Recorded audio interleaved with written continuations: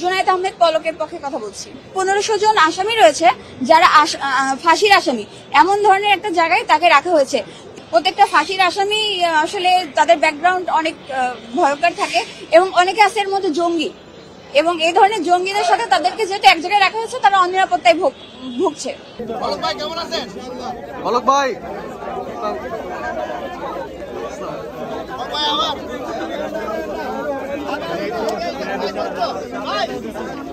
আজকে শাহবাগের একটি নতুন মামলাতে তাকে গ্রেপ্তার দেখানো হয়েছে এবং আসামি আজকে বিজ্ঞ আদালতে কিছু তার ব্যক্তিগত ওপিনিয়ন পেশ করেছেন।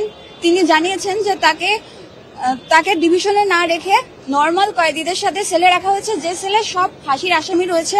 সেখানে 2000 জন আসামিদের মধ্যে 1500 জন আসামি রয়েছে যারা ফাঁসির আসামি, এমন ধরনের একটা জায়গায় তাকে রাখা হয়েছে।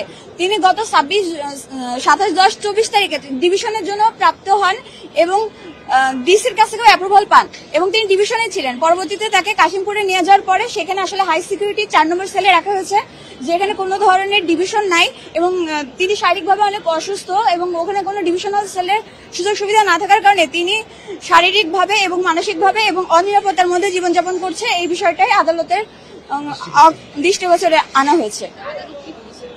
আদালত বলেছে এই বিষয়ে একটি লিখিত অভিযোগ আদালতের কাছে দিতে, তিনি সেটা পর্যালোচনা করে আসলে ওখানে সাজাপ্রাপ্ত ফাঁসির আসামি যেহেতু রয়েছে, প্রত্যেকটা ফাঁসির আসামি আসলে তাদের ব্যাকগ্রাউন্ড অনেক ভয়ঙ্কর থাকে এবং অনেকে আছে এর মধ্যে জঙ্গি, এবং এই ধরনের জঙ্গিদের সাথে তাদেরকে যেহেতু এক জায়গায় রাখা হয়েছে তারা অনিরাপত্তায় ভুগছে।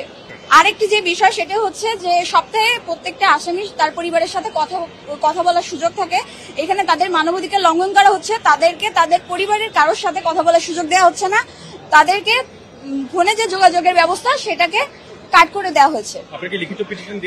যে আমরা আজকে এই বিষয়টা বিজ্ঞ আদালতে জানিয়েছি মৌখিকভাবে, এর পরবর্তীতে যদি রেজাল্ট না আসে আমরা অবশ্যই লিখিতভাবে জানাবো। এবং ডিভিশনের যে বিষয়টা সেটা আমরা গতকাল বিজ্ঞ আদালতে শুনানি করেছি একটি মামলাতে, এবং সেখানে বিজ্ঞ আদালত আমাদের পক্ষেই মঞ্জুর করেছেন। এখনো অবশ্যই যদিও এক্সিকিউশন হয় নাই, এক্সিকিউশন হলে আমরা বুঝতে পারবো যে আসলে কতটা ফলপ্রসূ হয়েছে।